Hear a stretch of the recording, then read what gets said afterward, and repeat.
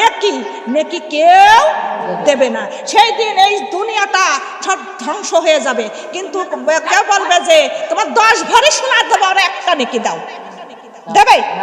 ওই 10 ভরি সোনার লোক কেউ করবে না, কিন্তু একটা নেকির খুব মূল্য। তাই আমার এই দুনিয়ার মধ্যে বসে থাকা যাবে না, আমাদের সর্বদা নেকি গুছাতে হবে, আমল গুছাতে হবে। কালিমা লা ইলাহা, কালিমা লা ইলাহা সুবহানাল্লাহ ওয়ালহামদুলিল্লাহ লা ইলাহা, কালিমা লা ইলাহা। কবর বালে ডাকিয়া গরিব ধনীর আমি চিনি না, কবর বালে ডাকিয়া গরিব ধনীর আমি চিনি না। নেক আমল না থাকলে বান্দা হব দোজখের বিছানা, নেক আমল না থাকলে বান্দা হব সাপের বিছানা। কালিমা লা ইলাহা, কালিমা লা ইলাহা। কবর বালে ডাকিয়া, কবর বালে ডাকিয়া কোটিপতির আমি চিনি না। নেক আমল না থাকলে বান্দা হব আগুনের বিছানা, নেক আমল না থাকলে বান্দা হব আগুনের বিছানা। কালিমা লা ইলাহা, কালিমা লা ইলাহা। কবর বালে ডাকিয়া, কবর বালে ডাকিয়া বিদ্যানি মাতব্বর চিনি না।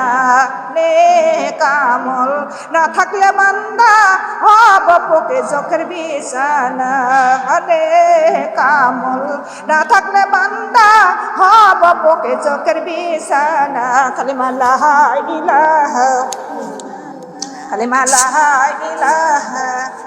কবর বালে ডাকিয়া, কবর বালে ডাকিয়া চেয়ারম্যানের মেম্বার চিনি না। নেক আমল না থাকলে বান্দা হব সাপের বিছানা, নেক আমল বিছানা। কালিমা লা ইলাহা, কালিমা লা ইলাহা সুবহানাল্লাহ লা ইলাহা, কালিমা লা ইলাহা ইল্লাল্লাহু মুহাম্মাদুর রাসূলুল্লাহ সাল্লাল্লাহু আলাইহি ওয়াসাল্লাম। কবর কি কোটিপতি চেনে না? কথা বলেন। কবর বড় লোককে চেনে না, চেয়ারম্যান মেম্বারেরও চেনে না। কি চেনে? নেক আমল যার থাকবে কবরের মধ্যে কিয়ামত পর্যন্ত সুখী থাকতে পারবে। যারা বলি সুবহানাল্লাহ। তখন একটা ফেরেশতা কবরের মধ্যে প্রবেশ করবেন, করিয়া বলবে আল্লাহর বান্দা তুমি একটু উপরের দিকে তাকাইয়া দেখো। উপরের দিকে তাকাইবে। তখন ফেরেশতা বলবেন উপরের দিকে তাকাইয়া তুমি কি দেখতে পাই না? তখন বলবে ফেরেশতা রে আমি উপরের দিকে তাকাইয়া দেখতে পেরেছি জান্নাতের নিয়ামত, ফলমূল, আরো কত কি দেখেছি। জোরে জোরে বলি সুবহানাল্লাহ। তখন ওই ফেরেশতা বলবে আল্লাহর বান্দা তুমি পতনের দিকে একটু তাকাইয়া দেখো। পতনের দিকে তাকাইয়া দেখবে। তখনই বলবে এখন তুমি কি দেখতে পেরেছো? তখন বলবে পতনের দিকে তাকাইয়া দেখেছি জাহান্নামের আগুন, জাহান্নামের গজব, জাহান্নামের কত নিকৃষ্ট জায়গা আমি দেখতে পেরেছি। তখনই ওই ফেরেশতা বলবে আল্লাহর বান্দারে অপরের দিকে তাকায়া যে নিয়ামতগুলো, জান্নাতের নিয়ামতগুলো দেখতে পেরেছো, ওই নিয়ামতগুলো আল্লাহ তাআলা তোমার জন্য রেখে দিয়েছে। জোরে বলি সুবহানাল্লাহ। ওই ফেরেশতা বলবে আল্লাহর বান্দা পতনের দিকে তাকায়া যে জাহান্নামের গর্জন দেখতে পেরেছো, দোজখের গজব দেখতে পেরেছো, আমার রব্বুল আলামিন তোমার দোজখের গজব থেকে তোমাদের নাজাত দিয়ে দিয়েছেন। জোরে বলে সুবহানাল্লাহ। ওই গজব থেকে আল্লাহ তাআলা তোমার নাজাত দেন। সুবহানাল্লাহ।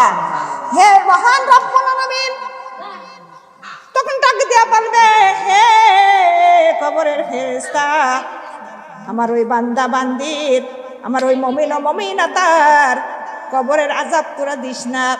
আমার আল্লাহ তাআলা কবরের আযাব বন্ধ করে দিবেন কিয়ামত পর্যন্ত। জোরে বলি সুবহানাল্লাহ। আল্লাহ বলতেছেন আমার মুমিন ও মুমিনাতার নিজ হাতে আমার আল্লাহ 5টা পুরস্কার দিবেন। কয়টা? 5টা। আল্লাহ বলতেছেন আমার মুমিন ও মুমিনাতার 5টা পুরস্কার আমি নিজ হাতে দিব। প্রথম নাম্বার পুরস্কার, মায়ের কোলে দুধ, মায়ের কোলে শিশুর মতো, শিশুরা যেমন দুধ পান করতে করতে ঘুমিয়ে পড়ে, মওতের সময় এমন ঘুমিয়ে ঘুমিয়ে পড়বে। জোরে বলে সুবহানাল্লাহ। 2 নম্বরে কবরে যখন চলে যাবে, কবরে যাইতে না যাইতে কবরের আযাব বন্ধ করে দিবেন কিয়ামত পর্যন্ত। জোরে বলে সুবহানাল্লাহ। 3 নম্বরে হাসরের মাঠে ডান হাতে আমল নাম্বারটা পৌঁছা দেওয়া হবে। ওর মা বোনেরা কিন্তু 3 নাম্বার পুরস্কার, কিন্তু 4 নাম্বার পুরস্কার 30,000 দূরের পুলিশেরাত বিজলির নায়ায় চোখের পলকে পার করে দিবেন। 5 নাম্বার পুরস্কার হাসরের ময়দানে মুমিনা মুমিনাতার কোনো হিসাব নিকাশ নেওয়া হবে না। বিনা হিসাবে বিনা নিকাশে তাদের হঠাৎ করে জান্নাতে যাওয়ার হুকুম হয়ে যাবে। যারা বলে সুবহানাল্লাহ। হে আমার মা বোনেরা, কিন্তু এই দুনিয়ার মধ্যে আমাদের বসে থাকা যাবে না, বেহুদা সময় নষ্ট করা। একটা দিন যাইতেছে, একটা দিনকার হায়াত কমতেছে, আর একদিনকার মওত আমাদের আগাইতেছে। কথা বলেন ঠিক না? একদিন আল্লাহর নবী হযরত আলীকে ডাক দিয়ে বললেন, আলী, মৃত্যু তুমি কতটুকু কাছে রাখো? হযরত আলী বলেন, ইয়া রাসূলুল্লাহ, হাবিবাল্লাহ, যখন আমি ফজরের নামাজ আদায় করি তখন মনে মনে বলি, ফজরের নামাজ আদায় করলে মনে হয় জোহরের নামাজ পাবো না। যখন জোহরের নামাজ আদায় করি তখন মনে মনে বলি, জোহরের নামাজ আদায় করলাম মনে হয় আসর আসবে না, এর মধ্যে মনে হয় আমার মওত হতে পারে। আসরের নামাজ যখন আদায় করি তখনই মনে মনে বলি, আসরের নামাজ আদায় করলাম মনে হয় মাগরিব আসবে না, এর মধ্যে মনে হয় আমার মওত হতে পারে। যখন আমি মাগরিবের নামাজ আদায় করি মনে মনে বলি, মাগরিবের নামাজ আদায় করলাম মনে হয় ঈশা আসবে না, এর মধ্যে মনে হয় মওত হতে পারে। আল্লাহ রাসূল বলতেছেন, আলী, কিন্তু এটা হলো ভুল ধারণা। কেননা নামাজের ফাঁকা ফাঁকি আছে আর মওতের কোনো ফাঁকা নাই। আছে? মওতের কোনো ফাঁকা নাই। ডান দিকে সালাম ফিরানোর টাইম দেয়, কিন্তু বাম দিকে সালাম ফিরানোর টাইম ও মওত দেয় না। দেয়? কালিমা লা ইলাহা ইলাহা সুবহানাল্লাহ, ইল্লাহা লা ইলাহা আল্লাহ লা ইলাহা। আশা করে ওযু করিলাম, আশা করে ওযু করিলাম, ফজর নামাজ পড়ব যে।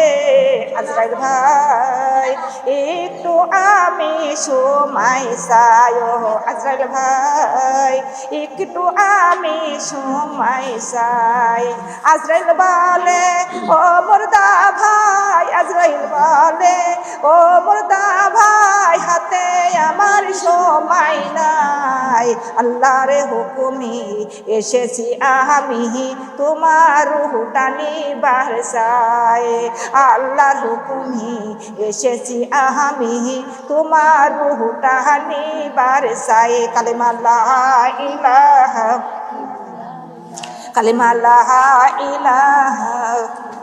আশা করে ওযু করিলাম, আশা করে ওযু করিলাম, জোহরের নামাজ পড়ব যে। আজরাইল ভাই একটু আমি সময় চাই, আজরাইল ভাই একটু আমি সময় চাই। আজরাইল বলে, ও মুর্দা ভাই, আজরাইল বলে, ও মুর্দা ভাই হাতে আমার সময় নাই, আল্লাহর হুকুমি এসেছি আমি তোমার রুহটা নিবার চাই, আল্লাহর হুকুমি এসেছি আমি তোমার রুহটা নিবার চাই। কালিমা লা ইলাহা, কালিমা লা ইলাহা। আশা করে যাই নামাজ পড়িলাম, আশা করে যাই নামাজ পড়িলাম, মাগরিবের নামাজে পড়ব যে। আজরাইল ভাই একটু আমি সময় চাই, ও আজরাইল ভাই একটু আমি সময় চাই। আজরাইল বলে ও মুর্দা ভাই, আজরাইল বলে ও মুর্দা ভাই হাতে আমার সময় নাই, আল্লাহর হুকুমে এসেছি আমি তোমার রুহটা নিবার চাই, আল্লাহর হুকুমে এসেছি আমি তোমার রুহটা নিবার চাই। কালিমা লা ইলাহা, কালিমা লা ইলাহা, কালিমা লা ইলাহা ইল্লাল্লাহ মুহাম্মাদুর রাসূলুল্লাহ সাল্লাল্লাহু আলাইহি ওয়াসাল্লাম। আলহামদুলিল্লাহ। একটা যুবক দৌড়ে এসে বলতেছে, ইয়া রাসূলুল্লাহ ইয়া হাবিবাল্লাহ গো, এই দুনিয়া চালাক আর বুদ্ধিমান লোকটাকে। আল্লাহ রাসূল বলতেছে, যুবক এই দুনিয়ার চালাক আর বুদ্ধিমান যারা সর্বদা মৌতের চিন্তা করে, আর মৌতের চিন্তা করে যারা সর্বদা মৌতের চিন্তা করে যারা কবরের পুঁজি গুছায়, তারাই হলো এই দুনিয়ার অধিক চালাক ও বুদ্ধিমান। যারা বলে সুবহানাল্লাহ, কথাটা ঠিক না বেঠিক? এই দুনিয়ার মধ্যে চালাক হতে হবে। কারা চালাক? যারা কবরের পুঁজি গুছায়, তারাই হলো দুনিয়ার চালাক। তো দুনিয়ার মা বোনকে কারণ দুনিয়ার থেকে যদি খালি হাতে কবরে যাও, সেই দিন আল্লাহর কাছে যখন বলবে রব্বুল আলামিন, তখন বলবে রব্বুল আলামিন আবার আমাদের ফির দুনিয়ায় দাও। আমরা ফির দুনিয়ায় যাব, আমরা আবার তোমার ইবাদত করে আসব। কিন্তু আল্লাহ বলবেন, তোমাদের 30 বছর 50 বছর 80 বছর হায়াত দিয়েছিলাম, কিন্তু তোমরা দুনিয়ার মধ্যে তাও তোমরা ইবাদত করতে পারো নাই, আবার ফের দুনিয়ায় দিব আমার আল্লাহর ইবাদত করবা। এটা কি কোনো গ্যারান্টি আছে? কথা বলেন, কার তো তোমাদের গ্যারান্টি নাই। তাই কারোর আর ফের দুনিয়ায় দুয়া হবে না, হাজার বললেও ফের দুনিয়ায় আর আল্লাহ দিবেন না।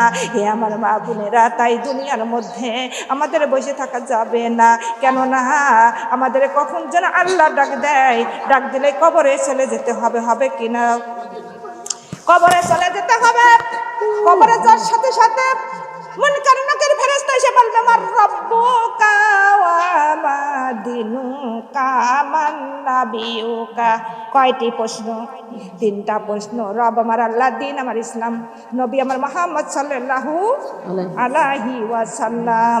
হে আমার মা বোনেরা, না পারিলে প্রশ্নের জবাব শুরু হয়ে যাবে কবরের আযাব। আল্লাহ বলেন ওয়া মা খালাকতুল জিন্না ওয়াল ইনসা ইল্লা লিয়াবুদুন। আমার রব্বুল আলামিন বলেন, হে জিন হে মানব, তোমাদের সৃষ্টি করেছি একমাত্র রবের ইবাদত করার জন্য। জোরে বলে সুবহানাল্লাহ। কিসের জন্য? ইবাদত করার জন্য। সেই ইবাদত করার দরকার আমাদের আছে কিনা? ইবাদত না করে বসে থাকা যাবে কি? যাবে না। কেন যাবে না? আমাদের দুনিয়ার মধ্যে তাড়াতাড়ি আতিমিতি তাড়াতাড়ি করে আমাদের কবরের পুঁজি গুছাইতে হবে। যারা কবরে চলে গেছে আর জীবনেও ফিরে আসবে কেউ?